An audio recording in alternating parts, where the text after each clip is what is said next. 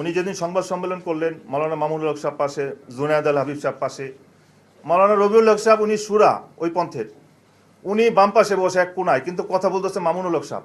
মামুনুল হক সাহেব তো তবলিগের কেউ না, আমরা তো দেখিনি কখনো মামুনুল হক সাহেবকে তবলিগে। এবং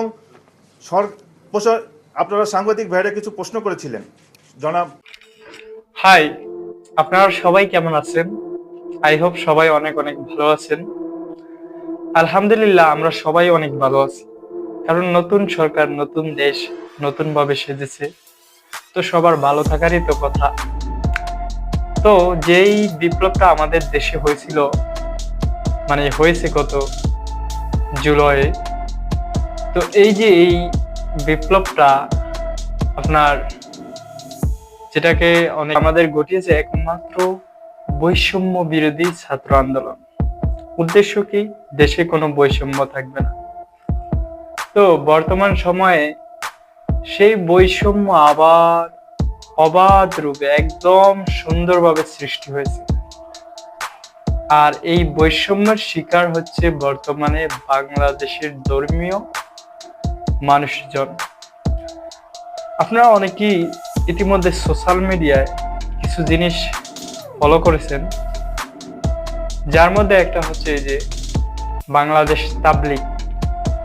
তাবলিগ জামাত, যেটা বাংলাদেশে আর কি।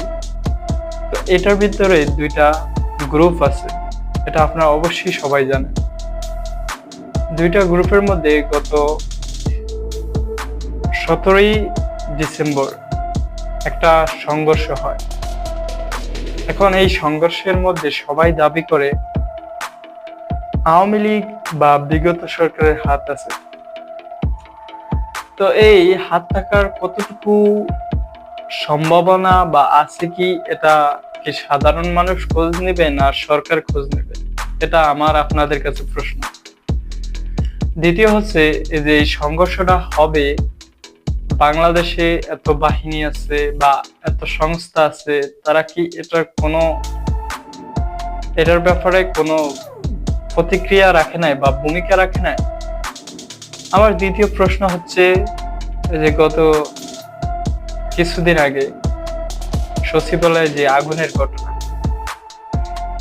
এত সিকিউরিটির মধ্যেও সচিবালয়ে কিভাবে আগুন লাগলো?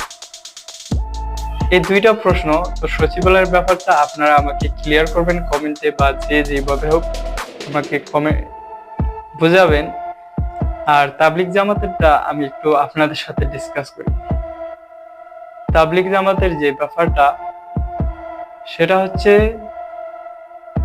তারা গত 20শে ডিসেম্বর সম্ভবত তারা টঙ্গী ইজতেমা ময়দানে 5 দিনের জোর করবে। এটা হচ্ছে এই যে নিজামুদ্দিন অনুসারী যে তাবলিগ জামাতটা, সেটা।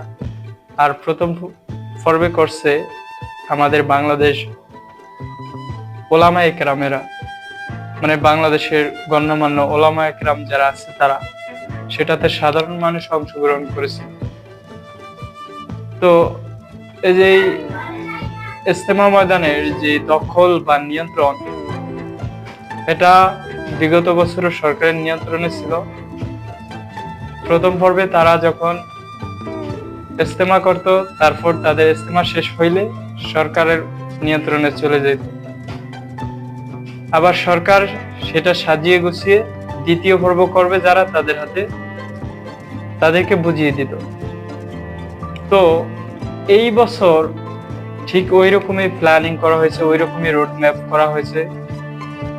তারপরেও এই ইজতেমাতে কেন সংঘর্ষ? সরকার কেন ইজতেমা ময়দানের নিয়ন্ত্রণটা সরকার নিজে না রেখে দ্বিতীয়, মানে প্রথম পক্ষ যারা, তাদের হাতে রেখেছে? আমার তো মনে হয় যে 17 তারিখে রাত্রে, 17 তারিখে রাত্রে না, অলরেডি 18 তারিখের মধ্যে পড়ে যায়, যেদিন ঘটনা ঘটেছে 3টা বাজে। তো ওই সময় সরকার অবশ্যই করণীয় ছিল যে এই ঘটনাটা ঘটছে, এখন আমরা এটা নিয়ে একটা সুন্দরভাবে সুষ্ঠু সমাধানে আসি। এটা কিন্তু সরকার পারত। সরকার না করে এক পক্ষ দিয়ে ঘোষণা দেওয়া হইতেছে, এক পক্ষ দিয়ে সারা দেশে মিটিং করতেছে সারা দেশে, তাদেরকে নিষিদ্ধ করতেছে। তাহলে আপনারা কি বৈষম্য দূর করলেন? যেই বৈষম্য নিয়ে এতদিন এত আন্দোলন হয়েছে, এত মানুষের প্রাণ গিয়েছে, আবার সেই বৈষম্য শুরু। তো আমি আপনাদের মাঝে একটাই প্রশ্ন রাখবো, সেটা হচ্ছে আদৌ কি বৈষম্যহীনতা দূর হবে কিনা, বা এটা কখনো সম্ভব কিনা, আমি সেটা আপনাদের কাছে জানতে চাই। আমার মনে হয় এটা কখনোই সম্ভব না, বৈষম্য কখনোই দূর করতে পারবে না, যত যাই বলুক। মুখে সবাই অনেক কথা বলতে পারবে। এই যে আন্দালিব রহমান পার্থ, তিনি বলেছেন সরকার নামানো এক আর দেশ চালানো আরেক, দুটা কিন্তু সমান না। আপনারা অনেক সম্মানিত ব্যক্তি, তাই বললা আপনার এই যে একটা পক্ষকে এত বেনিফিট দিবেন, সেটার ব্যাপারে আপনাদেরকে একদিন জবাবদিহি করতে হবে। তো এই জন্য বলবো, বৈষম্যটা এখনো সময় আছে, বৈষম্যটা দূর করুন। আর এই দুইটো পক্ষকে একসাথ করে দিন এবং এটার ভিতরে রাজনীতি ঢোকা দূর করে দিন। এটার ভিতরে এখন রাজনীতি ঢুকেছে, এটার ভিতরে এখন পাওয়ার কাজ করতেছে। তো আজকে এখানে আপনার কি মতামত অবশ্যই কমেন্টে জানাবেন। আর আমি একজন ছোট মানুষ, আমার কথাগুলোর মধ্যে যদি ভুল হয়ে থাকে অবশ্যই ক্ষমার দৃষ্টিতে দেখবেন। তো বাই।